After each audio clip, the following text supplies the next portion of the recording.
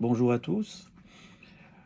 Je voulais revenir ici sur l'élection du pape Léon XIV en cette fin d'année scolaire pour dire que nous avons là un pape qui est une synthèse peut-être entre le pape Benoît XVI et le pape François, entre la tradition et la modernité, en tout cas entre Léon XIII et le pape François. Donc, et ce n'est pas pour rien peut-être que le pape Léon XIV a choisi ce nom-là. Et autre chose, c'est que il nous fait prendre conscience que le, notre monde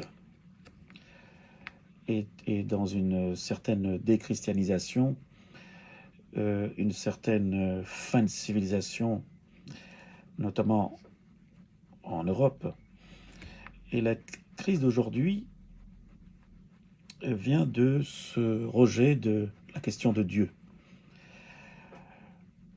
Comme si les gens aujourd'hui sont lassés d'entendre parler de Dieu, comme si c'était un sujet tabou, un sujet que l'on doit reléguer dans les oubliettes. Et peut-être que ce monde va mal parce que justement, on a rejeté tout ce qui est sacré, tout ce qui est transcendance, tout ce qui est spiritualité. Eh bien, ce pape, apparemment, veut réveiller les consciences dans ce domaine. Et il veut nous faire prendre conscience que une vie matérialiste, une vie profane, n'est peut-être pas la meilleure. En tout cas, il veut que l'on remette Dieu dans nos vies. Et on voit particulièrement ce ravage de l'absence de Dieu, voulu par les hommes d'aujourd'hui, dans les lieux de travail notamment, certaines institutions scolaires où la question de Dieu est absente, on dirait que cette question n'existe pas. Et c'est pour ça que ça ne va pas bien. Et dans les relations humaines, ça va encore moins bien. Parce qu'il n'y a plus cette fraternité, cette façon de voir chrétienne des choses, une vision chrétienne des choses. On a plutôt une vision très anti-fraternelle des relations humaines. Alors, ce pape Léon XIV veut en quelque sorte remettre le clocher au centre du village et puis nous rappeler que le message évangélique n'est pas la propriété de quelques-uns, le message évangélique appartient à tous, ainsi que la croix. La croix appartient à tous. Et donc le pape Léon XIV veut que l'on revienne à la spiritualité.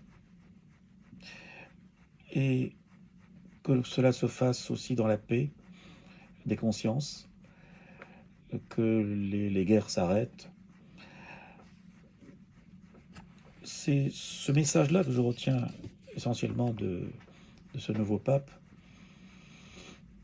On dira il n'y a rien de nouveau, mais si, il y a quelque chose de nouveau. C'est que, comme le disait le pape Benoît XVI, que l'Église sera minoritaire, ou du moins les chrétiens seront minoritaires.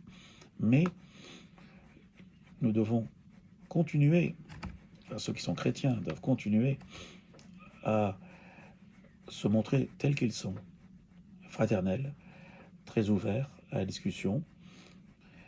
Et puis leur façon de vivre est différente celle des autres, tout en n'oubliant pas que toute morale vient du christianisme, contrairement à ce que l'on croit.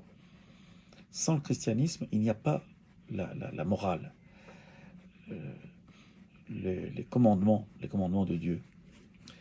Et donc aujourd'hui, on a tendance à désobéir à tout, et donc on est plutôt dans une anarchie de la pensée, une anarchie de la façon de vivre, une vie décousue. Eh bien, nous avons la chance d'avoir un guide qui s'appelle le pape Léon XIV. Nous avons la chance de voir dans l'Église catholique un chef, un guide spirituel. Et nous avons besoin de référents, surtout dans un monde où il n'y a plus tellement de références, où la référence, c'est plutôt l'argent, les sorties, l'amusement, où on fait la fête en permanence. Mais tout cela s'est un peu dilué, il y a un peu de vide, il n'y a plus de sens. Eh bien, heureusement que ce nouveau pape, qui a été donné par l'Esprit Saint, par l'intermédiaire des cardinaux, et que peu de gens avaient prévu, évidemment, eh bien, on a la chance d'avoir ce pape qui est un guide, un bon guide pour notre temps. Alors, continuons à le suivre. Peut-être que on verra d'autres choses avec lui. Quand il voyagera, on pourra mieux le connaître. Mais en tout cas, il veut qu'on revienne à l'essentiel, au Christ, en son Église. Je vous remercie. Je vous souhaite de passer de bonnes vacances. Et puis à mes élèves qui passent le bac, je leur souhaite de bonnes révisions, évidemment. À bientôt.